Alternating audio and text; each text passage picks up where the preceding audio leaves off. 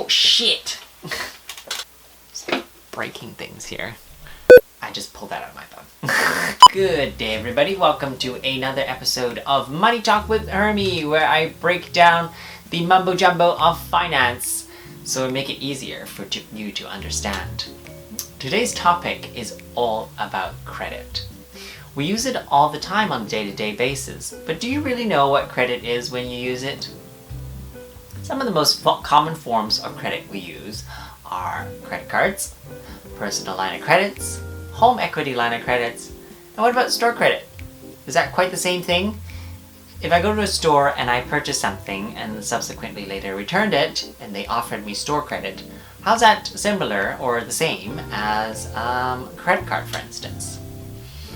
Well, to put it in layman's terms, credit is the ability to borrow money with the promise that you will pay the lender back at a later date or over a length of time.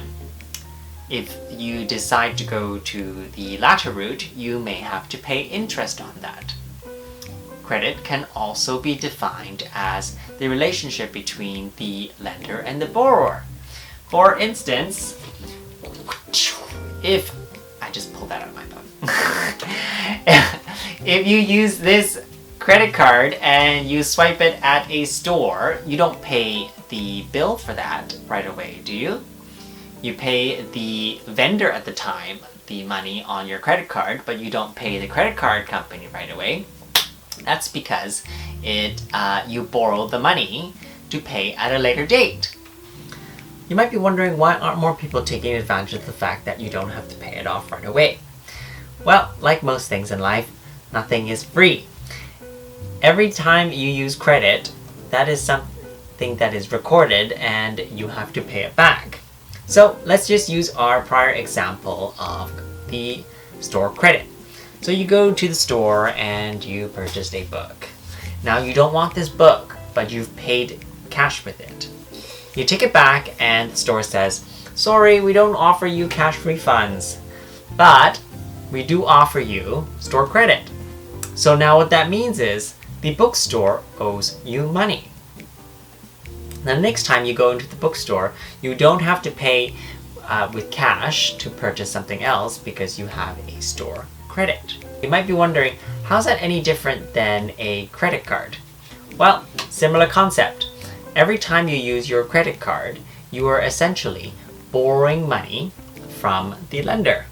You don't have to pay it off right away, but you have to pay it off sooner or later. Otherwise, there are consequences.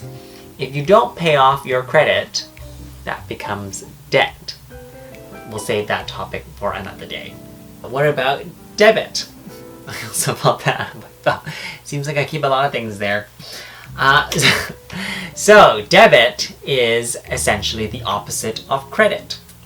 Debit increases your assets.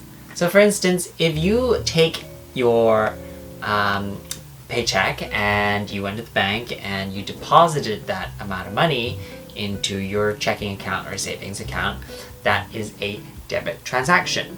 So that increases the balance of your account as opposed to a credit, which it will decrease the value of your account. If you ever look into your banking statements, if you log in, you'll always see a debit column on the left side and a credit column on the right side. Those two act as a balance, and I like to think of it as a yin and a yang.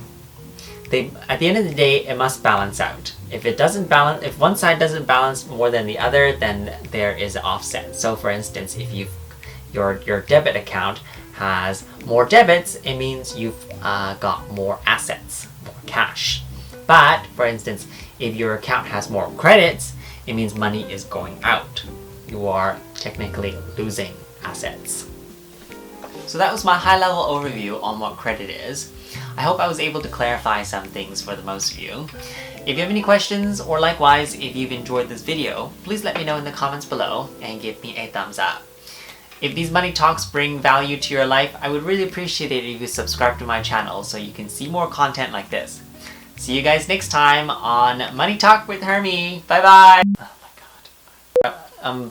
Bleh. finance, so I can make. Oh my god. But